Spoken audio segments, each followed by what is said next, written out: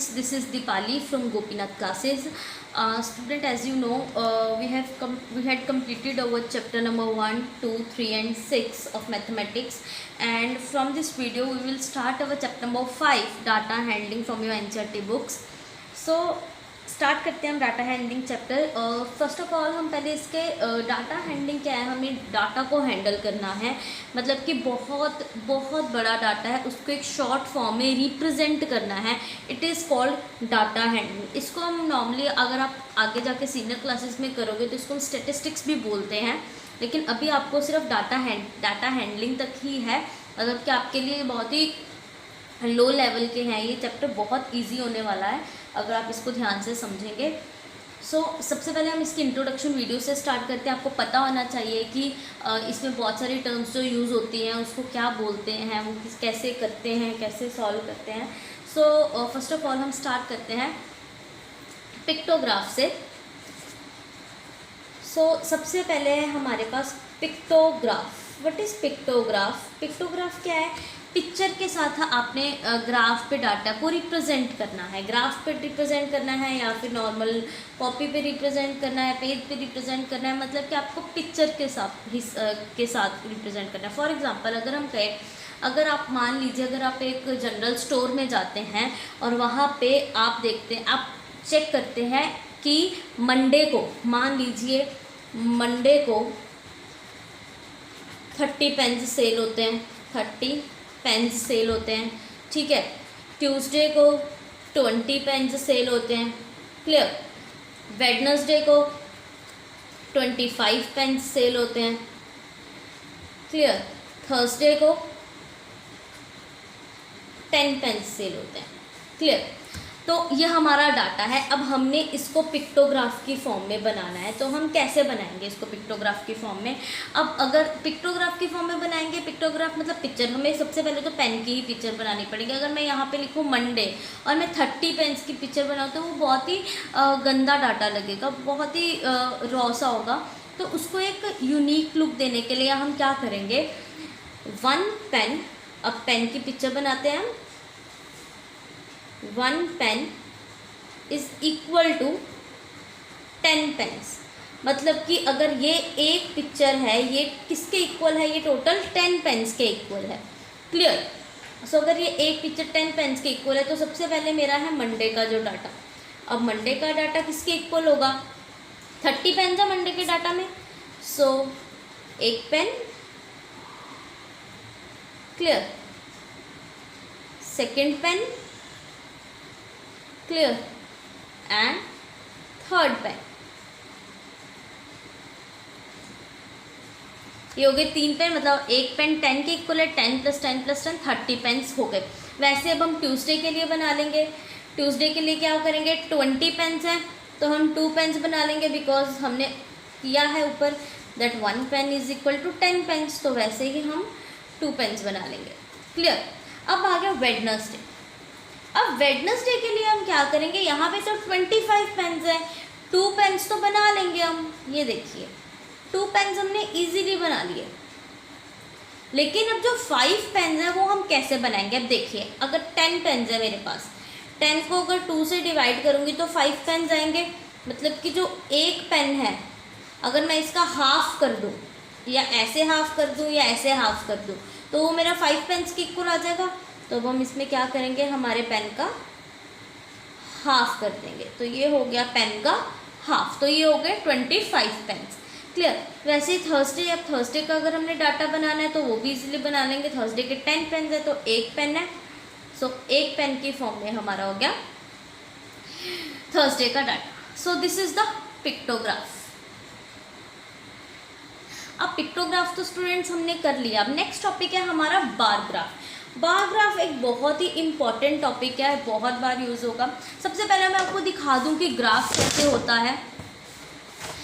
This is the graph, इसको हम बोलते हैं ग्राफ, ठीक है। इसमें टोटल बॉक्सेस होते हैं, बहुत सारे बॉक्सेस होते हैं, सभी के सभी इक्वल डिस्टेंस पे होते हैं, और इसके अंदर टोटल 10 लाइन्स होती हैं, हॉरिजॉन्टल में भी एंड वर्टिकल में भी। 10 हॉरिजॉन्टल में और 10 वर्टिकल में होती हैं एक बॉक्स में।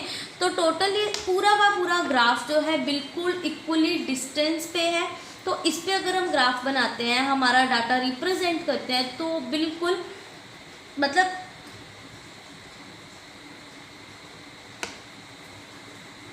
यूनिक डाटा होगा। क्लियर। सो अभी हम स्टार्ट करते हैं। मैं आपको बताती हूँ बार ग्राफ हम कैसे बनाते हैं। हम इस पर भी बना सकते हैं, मैं आपको यहाँ नॉर्मली भी बता सकती हूँ कि कैसे बनाना है हमने बार ग्राफ। मान लीजिए मेरे पास मैंने क्लास उठाई और उसके मार्क्स उठाए और सब्जेक्ट, एक स्टूडेंट के मार्क्स उठाते हैं हम, एक ही स्टूडेंट के मार्क्स उठाते हैं हर सब्जेक्ट में, ठीक है। तो क्या करेंगे, हम बनाते हैं 2 lines. This is Y axis horizontal, ये वर्टिकल लाइन है वाई एक्सिस पे, and this is horizontal line, ये एक्स एक्सिस पे है। This is X axis and this is Y axis. Clear. अब यहाँ पे मैं रखूँगी मार्क्स, ठीक है, यहाँ होंगे मार्क्स और यहाँ पे होंगे सब्जेक्ट्स, जो बच्चे के सब्जेक्ट्स हैं यहाँ पे मैं रखूँगी सब्जेक्ट्स। मान लीजिए हम यहाँ से स्टार्ट करते हैं, हम स्टार्ट करते हैं 0 से ग्राफ और बिल्कुल इक्वली डिस्टेंस पे बनाते हैं 1। अब देखिए 1 2 3 4 बनाने जाएंगे तो बहुत ज़्यादा वो हो जाएगा, लेकिन अभी आपको शॉर्ट से समझाते हैं। 2 हो गया, मान लीजिए 3 हो गया, 4 हो गया, 5 हो गया, 6 हो गया, 7 हो गया। तो डाटा बड़ा भी हो सकता है। अब ऑब्वियसली 1 2 3 4 5 6 7 8 तो तभी होगा जब हमारे मार्क्स 10 आउट ऑफ होंगे। अगर 100 आउट ऑफ होंगे तो हमें 10 के गैप पे यहाँ पे नंबरिंग लेनी होगी, तो भी हम छोटे से स्टार्ट करते हैं। मान लीजिए एक सब्जेक्ट हो गया इंग्लिश, ठीक है, क्लियर। दूसरा सब्जेक्ट हो गया मैथ्स, तीसरा सब्जेक्ट हो गया साइंस, ठीक है। और भी बहुत सारे सब्जेक्ट्स हो सकते हैं, आप जितना मर्जी बड़ा डाटा बना सकते हैं, नो प्रॉब्लम। सो मान लीजिए इंग्लिश में बच्चे के आए 10 आउट ऑफ 3 मार्क्स आए, क्लियर, 3 मार्क्स आ गए। अब नेक्स्ट है मैथ्स, मैथ्स में बच्चे के आए 5 मार्क्स, तो हमने ये 5 तक बना दिया, ठीक है। ये हमने 3 तक बना दिया, ये हमने 5 तक बना दिया। अब मान लीजिए ये लाइंस नहीं लगानी है हमें, ये मैंने आपको सिर्फ समझाने के लिए लगाई, ये लाइंस आपको नहीं लगानी है ग्राफ में, ठीक है। आप रफ लगा सकते हैं, उसको बाद में इरेज कर सकते हैं। अब साइंस में मान लीजिए उसके 4 मार्क्स आए, सो दिस इज 4, सो 4 के सामने, और ये इक्वल डिस्टेंस पे होगा। वो जब आप ग्राफ में बनाओगे तो वो ऑब्वियसली इक्वल डिस्टेंस पे ही आएगा, क्लियर। तो ये हो गया हमारा बार ग्राफ, सब्जेक्ट और उस बच्चे के मार्क्स। अब एक हमारा होता है डबल बार ग्राफ। हमारी जो थर्ड टर्म है वो होती है डबल बार ग्राफ। मैं आपको वो भी इसी एग्जांपल के साथ समझाती हूँ, यहीं पे इसी ग्राफ में समझाती हूँ। डबल बार ग्राफ क्या होता है, मान लीजिए अब मेरे पास 2 बच्चे हैं, ये तो एक बच्चे का हो गया। अब मान लीजिए मेरे पास 2 बच्चे हैं, मैंने दूसरे का बनाना है। मान लीजिए पहले बच्चे के इंग्लिश में 3 मार्क्स आए, तो दूसरे बच्चे के इंग्लिश में आए हैं 4 मार्क्स। तो हम कैसे बनाएंगे, इसी डाटा पे इसको रिप्रेजेंट करते हैं, क्लियर, 4 रिप्रेजेंट कर देंगे। अब मैथ्स है, मान लीजिए उसके मैथ्स में 2 मार्क्स आए हैं, सो दिस इज 2, तो यहाँ पे इसको इसी डाटा पे रिप्रेजेंट कर देंगे। इसको बोलते हैं डबल बार ग्राफ, इसको कहते हैं डबल बार ग्राफ। अब मान लीजिए साइंस में उसके 7 मार्क्स आए हैं, तो दिस इज 7, और ये हम उसको नीचे लाइन लगा देंगे, इसको बोलते हैं डबल बार ग्राफ। अब ये आपका हो गया, एक हो गया बार ग्राफ, एक हो गया डबल बार ग्राफ, और एक हो गया पिक्टोग्राफ। अब नेक्स्ट हम करते हैं how to organise the data. Organise data को ऑर्गेनाइज करना बहुत ही ईजी है, सिंपल है और इम्पॉर्टेंट है, और आपकी फर्स्ट एक्सरसाइज इसी पे बेस्ड है, हाउ टू ऑर्गेनाइज डाटा। अब मान लीजिए हमने सिंबल या वेरिएबल्स, मान लीजिए मेरे पास 3 वेरिएबल्स है, मैंने उनको ऑर्गेनाइज करना है। जैसे मेरे पास है M O एंड N, ये 3 सिंबल्स हैं, 3 मेरे पास अल्फ़ाबेट्स हैं, ठीक है। मेरे को एक रॉ डाटा दिया हुआ है, रॉ डाटा क्या दिया हुआ है ये अपनी तरफ से ले लेते हैं। जैसे मेरे को दिया है M M O N O O N O M O N O N M O, ये मेरे को एक सिंपल सा डाटा दिया। अब मेरे को इसको एक टेबुलर फॉर्म में करना है, तो टेबुलर फॉर्म में करने का तरीका क्या है, ध्यान से सुनिए। सबसे पहले मैं क्या करेंगे, तो टेबुलर फॉर्म बनाने के लिए सबसे पहले हम लिखेंगे अल्फ़ाबेट्स। अल्फ़ाबेट्स जो हमें गिवन है, टोटल अल्फ़ाबेट्स कौन कौन से हैं, M O and N, यहाँ पे हो गया अल्फ़ाबेट, क्लियर। उसके बाद हम लिखे टेली मार्क्स। अब टेलीमार्क्स क्या होता है? टेलीमार्क्स बेसिकली एक सिंगल सिंबल होता है। जैसे हम बच्चों को काउंटिंग सिखाते हैं कि 1 है तो देखिए 2 है तो 2 के लिए हम क्या काउंटिंग करते हैं, 1 2। 3 है तो 3 के लिए क्या काउंटिंग सिखाते हैं बच्चों को, 1 2 3। वैसे ही टेलीमार्क्स है। मान लीजिए मेरे पास है 5, तो मैं 5 का टेलीमार्क्स कैसे बनाऊंगी, 1 2 3 4 एंड 5। ये हो गया 5 का टेलीमार्क्स। 5 का सिंबल ऐसे होता है। अब मेरे पास 4 है, 4 का टेलीमार्क्स कैसे होगा, 1 2 3 4। 3 का टेलीमार्क्स कैसे होगा, 1 2 3। क्लियर। 7 का टेलीमार्क्स कैसे होगा, 1 2 3 4 5। 5 का टेलीमार्क्स क्योंकि ऐसे होता है 6 एंड 7। क्लियर। तो ये हो गया टेलीमार्क्स। और जो थर्ड है डाटा को रिप्रेजेंट करने की सबसे ज़रूरी, वो है फ्रीक्वेंसी। फ्रीक्वेंसी होता है कि एक जो टर्म है वो कितने टाइम यूज़ हुई, कितने टाइम आई। अब अल्फ़ाबेट्स हम ले लेते हैं, हमारे पास कौन से हैं, एम ओ एंड एम। अब काउंट करते हैं एम कितने टाइम्स है, 1 2 3 4। 4 टाइम्स एम है तो फ्रीक्वेंसी हो जाएगी 4।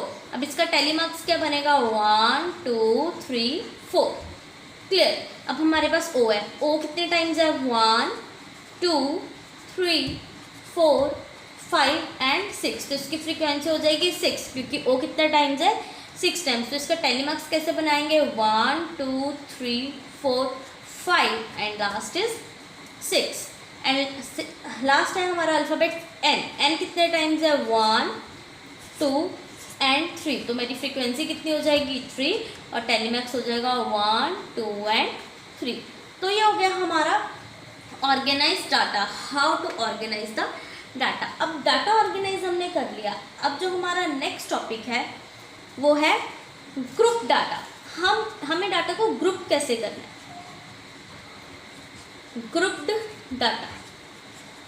अब डाटा की हम ग्रुपिंग कैसे करेंगे, अब देखिए अभी ये तो हमने अल्फ़ाबेट हमने कर लिया। मान लीजिए आपकी क्लास में 50 स्टूडेंट्स हैं, 50 स्टूडेंट्स के हमने मार्क्स का एक डाटा बनाना है। तो हम कैसे बनाएंगे, अब हम ऐसे तो लिखेंगे नहीं 1 2 3 4 5 6 7 8 9 10, ऐसे नहीं लिखेंगे। हम क्या करेंगे, उसको एक ग्रुप में बनाएंगे। ग्रुप में कैसे बनाएंगे, सबसे पहले हम लिखेंगे उसके लिए क्लास इंटरवल। हम उनको इंटरवल्स की फॉर्म में बनाएंगे। जैसे कि मान लीजिए हमारे पास टोटल 50 स्टूडेंट्स हैं, तो सबसे पहले हम ग्रुप क्या बनाएंगे, 0 से लेकर 10 का ग्रुप। जिन बच्चों के मार्क्स 0 से लेकर 10 के बीच में है। फिर होगा 10 से लेकर 20 का ग्रुप। फिर होगा 20 से लेकर 30 का ग्रुप। फिर होगा 30 से लेकर 40 का ग्रुप। और लास्ट में होगा 40 से लेकर 50 का ग्रुप। आगे फिर वही चलेगा टेलीमार्क्स जो है कि बच्चों के कितने मार्क्स आए हैं। और नेक्स्ट हमारी वही होगी, क्या होगी, हमारी फ्रीक्वेंसी। ठीक है। मान लीजिए 0 से लेकर 10 के मार्क्स कितने बच्चों के आए हैं, मान लीजिए वो 6 स्टूडेंट्स का है, तो उसका टेलीमार्क्स पे हम वैसे बनाएंगे 1 2 3 4 5 एंड 6। अब वैसे 10 से लेकर 20 के लिए हम बना लेंगे, 20 से लेकर 30 के लिए, 30 से 40 के लिए, 40 के लिए, 50 के लिए। लेकिन इसमें सबसे बड़ी जो चीज़ है वो है जो हमारे लास्ट है 10। 10 को कभी भी हम इस ग्रुप में कंसीडर नहीं करेंगे। 10 का जो नंबर होगा उसको हम इसी में कंसीडर करेंगे। एज इट इज़ 20 का जो नंबर है हम उसको इसी ग्रुप में कंसीडर करेंगे, 30 को इसमें कंसीडर करेंगे, 40 को इसमें कंसीडर करेंगे। Clear. So this is the grouping data. अब हमारा जो नेक्स्ट टॉपिक है हमारा पाई चार्ट। अब स्टूडेंट्स पाई चार्ट क्या होता है, पाई चार्ट भी हम इसमें भी डाटा को रिप्रेजेंट ही करते हैं। ये एक पाई की फॉर्म में होता है। जैसे मान लीजिए ये हमारे पास होता है एक सर्कल, ठीक है। इसमें क्या होता है, बहुत सारे अलग ग्रुप्स होते हैं। मान लीजिए आपकी क्लास में 50 बच्चे हैं और 50 बच्चे कौन कौन सा स्पोर्ट्स खेलते हैं। कुछ बच्चे खेलते हैं फुटबॉल, ठीक है, तो कुछ बच्चे खेलते हैं फुटबॉल, कुछ खेलते हैं क्रिकेट, कुछ खेलते होंगे बैडमिंटन, है ना, कुछ खेलते होंगे बास्केटबॉल। अब इसको हमने एक पाई की फॉर्म में करना है। अब कितने परसेंट बच्चे हैं, मान लीजिए फुटबॉल खेलने वाले 60% बच्चे हैं, क्रिकेट खेलने वाले मेरे पास हैं 10% बच्चे, बैडमिंटन खेलने वाले मेरे पास हैं 15% बच्चे, और बास्केटबॉल खेलने वाले भी मेरे पास है 15% बच्चे। तो अब हम इसको पाई चार्ट में बनाते हैं। पाई चार्ट में कैसे बनाते हैं कि ये एक ग्रुप हो गया जो सबसे बड़ा है 60%, ये हो गया हमारा फुटबॉल का, ठीक है। फिर एक ग्रुप हो गया मेरा 10% वाला जो कि है क्रिकेट का। फिर एक ग्रुप हो गया मेरा 15% वाला जो कि है बैडमिंटन और बास्केटबॉल विद द परसेंटेज। 60% है, ये है 10%, ये है 15%, ये है 15%। तो इसको हम बोलते हैं पाई चार्ट, ठीक है। ये कई बार हमें डाटा गिवन होता है, हमने सिर्फ पाई चार्ट बनाना होता है। कई बार क्या होता है हमें पाई चार्ट गिवन होता है, हमने उससे डाटा निकालना होता है। तो इसकी जो सॉल्यूशन है काफ़ी लंबी है, वो आपको मैं एक्सरसाइज के साथ ही करवाऊंगी, उसके साथ ही समझाएंगे, ठीक है। अब हमारा लास्ट टॉपिक है इस जो चैप्टर का, वो है प्रोबेबिलिटी। प्रोबेबिलिटी क्या होता है?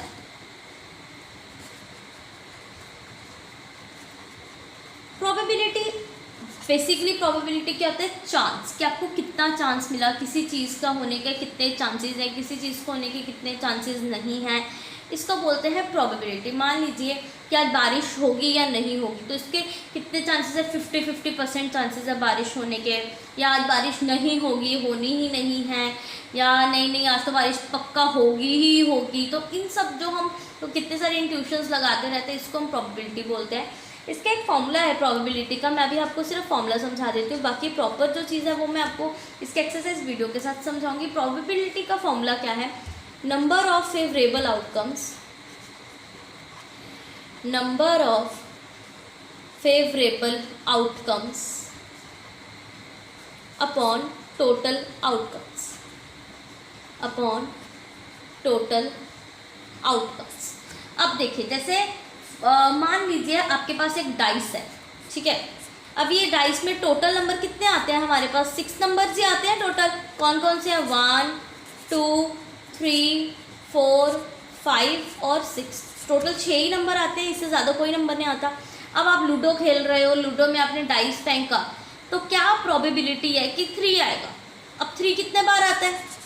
3 तो सिर्फ एक ही बार आता है, क्योंकि पूरे 6 के 6 में 3 एक बार है। तो नंबर ऑफ फेवरेबल आउटकम क्या हो जाएगी? 1।